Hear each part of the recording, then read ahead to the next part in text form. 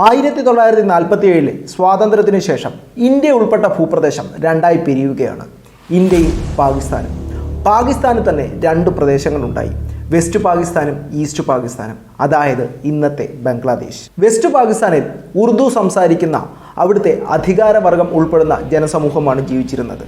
അതേസമയത്ത് ഈസ്റ്റ് പാകിസ്ഥാനിലാവട്ടെ ബംഗ്ലാ ഭാഷ സംസാരിക്കുന്ന ബംഗാളി കൾച്ചർ ഉൾക്കൊള്ളുന്ന സാധാരണ ജനവിഭാഗവും.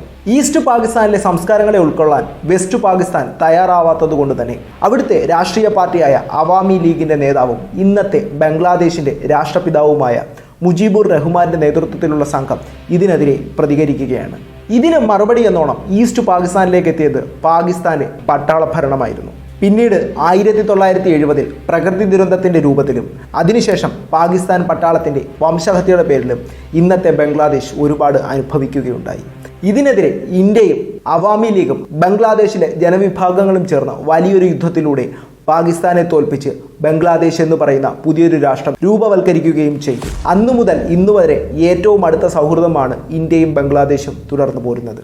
എന്തിനേറെ, ഏകദേശം 10 ദിവസങ്ങൾക്ക് മുമ്പ് ഇലക്ഷന് ശേഷം അവിടുത്തെ പുതിയ പ്രധാനമന്ത്രിയായി ഷെയ്ഖ് ഹസീന അധികാരമേറ്റതോടുകൂടി ആദ്യം പ്രതികരിച്ചതിൽ ഒരു കാര്യം തന്നെയായിരുന്നു ഇന്ത്യ എന്ന് പറയുന്നത് ബംഗ്ലാദേശിന്റെ ഏറ്റവും അടുത്ത സുഹൃത്താണെന്നുള്ളത്. അതുപോലെ തന്നെ ഇന്ത്യയും മാലദ്വീപും തമ്മിലുള്ള പ്രശ്നത്തിലും ബംഗ്ലാദേശ് ഫോറിൻ മിനിസ്റ്റർ നിന്നത് ഇന്ത്യയോടൊപ്പം തന്നെയായിരുന്നു. പക്ഷേ നിമിഷങ്ങൾ കൊണ്ട് തന്നെ സമൂഹ മാധ്യമങ്ങളിൽ കാര്യങ്ങൾ മാറിമറിഞ്ഞു. India out, boycott India, boycott Indian products തുടങ്ങിയ ഹാഷ്ടാഗോട് കൂടിയ വാചകങ്ങൾ സാമൂഹ്യ മാധ്യമങ്ങളിൽ പ്രചരിക്കാനായി തുടങ്ങി. നിരവധിയായിട്ടുള്ള ബംഗ്ലാദേശിലെ പൗരന്മാരും ഇതിന്റെ ഭാഗമായിട്ട് മാറി. എന്തായിരിക്കും വലിയൊരു സുഹൃത്ത് എന്ന് പറഞ്ഞതിൽ നിന്നും ഇത്രയും വലിയൊരു മാറ്റത്തിലേക്കുണ്ടായ സാഹചര്യം നമുക്കൊന്ന് പരിശോധിച്ചു നോക്കാം. ഞാൻ വിവേക്, എല്ലാവർക്കും എൻ്റെ പുതിയ വീഡിയോയിലേക്ക് സ്വാഗതം. നിങ്ങൾക്ക് ഈ വീഡിയോ ഇഷ്ടപ്പെട്ടാൽ സപ്പോർട്ട് ചെയ്യുക. ബംഗ്ലാദേശിൽ ഏറ്റവും അടുത്ത ഇലക്ഷനിൽ ജയിച്ച് അവാമി ലീഗിന്റെ നേതൃത്വത്തിലുള്ള ഷെയ്ഖ് ഹസീന അവിടുത്തെ പ്രധാനമന്ത്രിയായി മാറി. അവരുടെ എതിർ പാർട്ടിയായിരുന്നു ബംഗ്ലാദേശ് നാഷണലിസ്റ്റ് പാർട്ടി. ആ ഒരു പാർട്ടിയാണ് ഇപ്പോൾ ഇന്ത്യക്കെതിരായ ഈ ആരോപണവുമായി രംഗത്തെത്തിയിരിക്കുന്നത്. ഇതിൻ്റെ വേരുകൾ തേടിപ്പോയാൽ നമുക്ക് ബംഗ്ലാദേശത്തിലേക്കല്ല ചെന്നെത്താനാവുക, മറിച്ച് ലണ്ടനിലേക്കാണ്.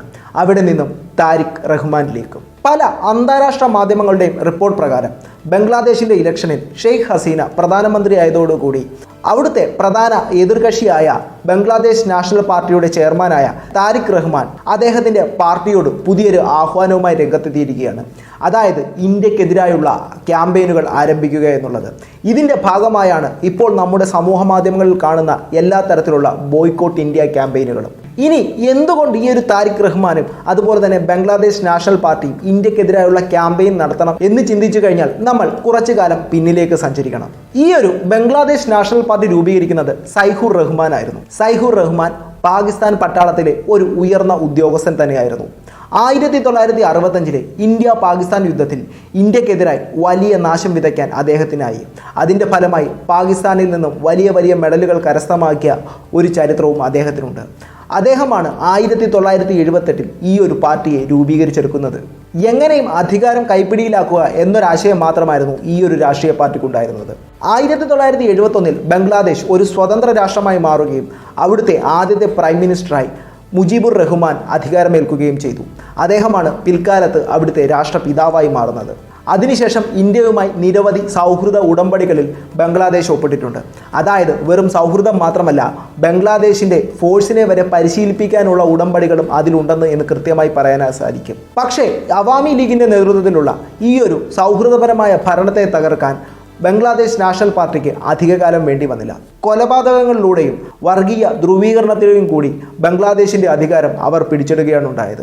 1978 മുതൽ ഇപ്പോൾ വരെയുള്ള കാലഘട്ടത്തിൽ ഏകദേശം 3ഓളം തവണയാണ് ബംഗ്ലാദേശ് നാഷണൽ പാർട്ടി അവിടെ അധികാരത്തിലെത്തിയത്. ഓരോ തവണ അധികാരത്തിലെത്തിയപ്പോഴും ഇന്ത്യക്കെതിരായുള്ള പലവിധ ക്യാമ്പയിനുകളും അവർ അഴിച്ചുവിടുകയുണ്ടായിരുന്നു. അതുപോലെ തന്നെ ബംഗാളി സിറ്റിസൺ എന്നറിയാൻ ആഗ്രഹിച്ചിരുന്ന അവിടുത്തെ ജനവിഭാഗങ്ങൾക്കിടയിലേക്ക് അവരുടെ ഭരണഘടന വരെ മാറ്റം വരുത്തിക്കൊണ്ട് ബംഗ്ലാദേശി സിറ്റിസൺ എന്ന് പറയുന്ന ഒരു പുതിയ പദപ്രയോഗം വരെ അവർ കൊണ്ടുവന്നു എന്നുള്ളതാണ്. പിന്നീട് ബംഗ്ലാദേശ് നാഷണൽ പാർട്ടിയുടെ നേതൃത്വം സൈഹുർ റഹ്മാനിൽ നിന്നും അദ്ദേഹത്തിന്റെ മകനായ താരിഖ് റഹ്മാനിലേക്ക് എത്തി. ഇവർക്ക് ഒരു വലിയ തിരിച്ചടി നേരിടുന്നത് 2001 ശേഷമെന്ന് കൃത്യമായി പറയാനായി സാധിക്കും. ഈ ഒരു വർഗീയ രാഷ്ട്രീയത്തിൽ നിന്നും ആൾക്കാരെല്ലാം ഷെയ്ഖ് ഹസീനയുടെ നേതൃത്വത്തിലുള്ള രാഷ്ട്രീയ പാർട്ടിയുടെ അടിസ്ഥാന വികസന സൗകര്യങ്ങൾ ഉൾക്കൊള്ളിച്ചുള്ള രാഷ്ട്രീയത്തിലേക്ക് മാറാനായി തുടങ്ങി. ഇതിനെ തുടർന്ന് 2004 ബംഗ്ലാദേശിലെ ഒരു സിറ്റിയിൽ ജനങ്ങളുമായി സംവദിക്കുന്നതിനിടയിൽ ഷെയ്ഖ് ഹസീനയ്ക്ക് നേരെ താരിഖ് റഹ്മാനും അദ്ദേഹത്തിന്റെ 19 കൂട്ടാളികളും ചേർന്ന് വലിയൊരു ആക്രമണം അഴിച്ചുവിടുകയാണ്.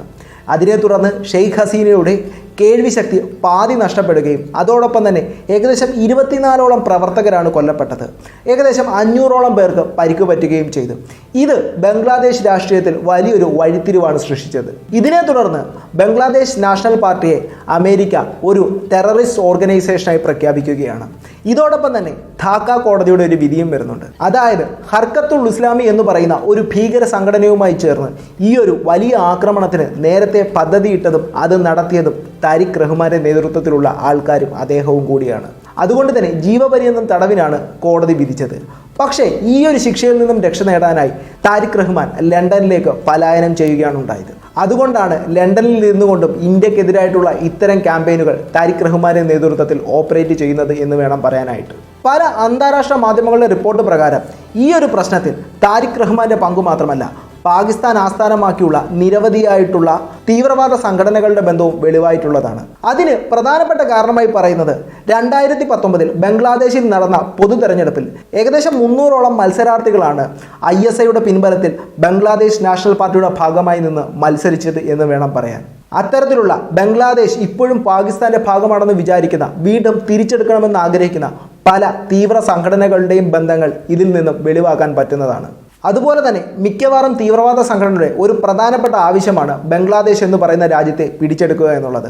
അതിന് പ്രധാനപ്പെട്ട കാര്യം എന്ന് പറയുന്നത് ബംഗ്ലാദേശ് ഇന്ത്യയുമായി അതിർത്തി പങ്കിടുന്ന ഒരു രാജ്യം തന്നെയാണ്. ബംഗ്ലാദേശിന്റെ അതിർത്തി പങ്കിടുന്ന സംസ്ഥാനങ്ങളിലൂടെ നിരവധി ആയുധങ്ങളും അതുപോലെ തന്നെ അവരുടെ തീവ്രവാദ പ്രവർത്തനങ്ങളും ഇവിടെ വളരെ വേഗം സാധ്യമാക്കാനായി സാധിക്കും എന്നുള്ളതാണ്. പുതിയൊരു വീഡിയോയുമായി വീണ്ടും കാണാം. അതുവരേക്കും good bye, thank you all. Video ഇഷ്ടപ്പെട്ടാൽ സബ്സ്ക്രൈബ് ചെയ്യുക, ഷെയർ ചെയ്യുക.